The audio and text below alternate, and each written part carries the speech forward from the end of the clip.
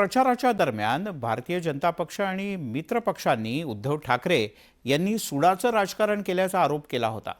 पण निवडणुकांच्या नंतर शपथ घेतल्यानंतर देवेंद्र फडणवीस यांनी बदलाचं राजकारण नाही तर सकारात्मक बदलाचं राजकारण आम्ही करू, बदला घेणार नाही अशा प्रकारचं विधान केलं. त्यामुळे पुढच्या काही काळात कथित सुडाच्या राजकारणाला ब्रेक लागणार का अशी चर्चा सुरू आहे.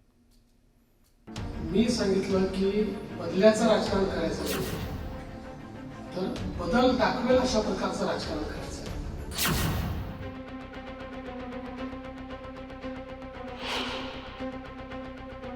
मुख्यमंत्री पदाचा पदभार स्वीकारल्यानंतर विधिमंडळ वार्ताहर संघातर्फे आयोजित सत्कार सोहळ्यात बोलताना राज्याचे मुख्यमंत्री देवेंद्र फडणवीस यांचं हे वक्तव्य. या वक्तव्याला किनार आहे राज्यातील 2019 सालानंतर राजकीय उलथापालथीची. 2019 शिवसेना आणि भाजपनं एकत्रितपणे निवडणूक लढवली. मात्र सत्ता स्थापनेवेळी मुख्यमंत्री पदाच्या शब्दावरून शिवसेना आणि भाजपमध्ये सवतासुभा उभा राहिली. त्यानंतर उद्धव ठाकरेंनी काँग्रेस आणि एनसीपी सोबत जात मवियाची मोट बांधली आणि सत्ता सोपान गाठलं. मात्र 2022 मध्ये शिवसेनेतच उभी फूट पडून शिंदेंच्या नेतृत्वाखाली शिवसेना भाजप सरकार राज्यात आलं. मात्र दरम्यान उद्धव ठाकरे आणि भाजपात आणि त्यातल्या त्यात देवेंद्र फडणवीस यांच्यातील संबंधांमध्ये राजकीय कटुता आली. याच दरम्यान उद्धव ठाकरे यांनी 31 जुलैच्या दिवशी मुंबईतल्या रंगशारदा सभागृहात एक मेळावा घेतला होता. या मेळाव्यात ते म्हणाले होते, मला आणि आदित्यला तुरुंगात टाकण्यासाठी देवेंद्र फडणवीस डाव आखत होते. मात्र मी सगळं काही सहन करून उभा राहिलो आहे. आता एकतर तू राहशील किंवा मी राहील, असं ठाकरेंनी म्हटलं होतं. मुख्यमंत्री झाल्यानंतर उद्धव ठाकरेंच्या या वक्तव्याबाबत विचारलेल्या प्रश्नावर बोलताना फडणवीसांनी हे उत्तर दिले. महाराष्ट्रात राजकीय संवाद हा काही संपला नाही. आपण अनेक राज्यांमध्ये असं बघतो की दोन पक्षांमध्ये किंवा दोन नेत्यांमध्ये इतका विसंवाद असतो की हिंदीमध्ये ज्याला खून के प्यासे म्हणतो अशा प्रकारची परिस्थिती आपल्याला पाहायला मिळते.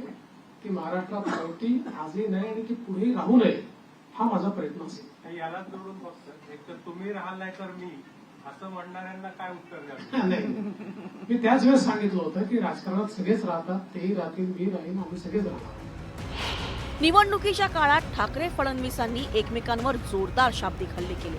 पण आता निवडणुकीचा भार ओसरलाय.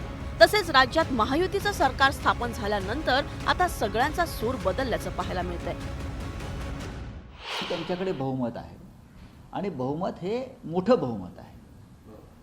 त्याच्यामुळे तेही राहिलेले आहेत आणि विरोधी पक्ष म्हणून आम्ही राहिलो. आमच्यावर जी जनतेने जबाबदारी दिली आहे विरोधी पक्षाची ती आम्ही यापुढे पार पडू आणि त्याच्यामध्ये आम्हाला काय वैषम्य वाटण्याचं कारण नाही.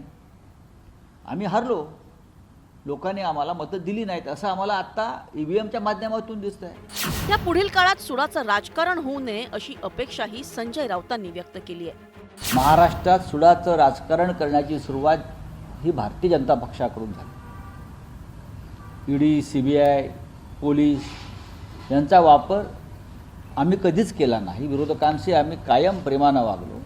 ही परंपरा केंद्रात आणि राज्यामध्ये भारतीय जनता पक्षानं सुरू केली आणि त्यामुळेच अनेक पक्ष फुटले. आता ह्याचा जर साक्षात्कार आमच्या नवीन राज्यकर्त्यांना झाला असेल की योग्य नाही तर नक्कीच या राज्याला भविष्यामध्ये चांगल्या गोष्टी घडताना आम्हाला पाहता येईल. 2019च्या घडामोडींमुळे राज्यातलं राजकारण 360 अंशांमध्ये बदललं. एकेकाळी राजकीय सौदार्यासाठी ओळख असलेल्या महाराष्ट्रात राजकीय सौदार्याचं चित्र काहीसं धूसर झालं. भविष्यात पुरोगामी महाराष्ट्रात राजकीय सौदार्य चांगलं राहण्याची जबाबदारी सत्ताधाऱ्यांसोबतच विरोधकांवरही असणार इतकं नक्की. Bureau report, news 18 Lokmat, Mumbai आणि नवी दिल्ली.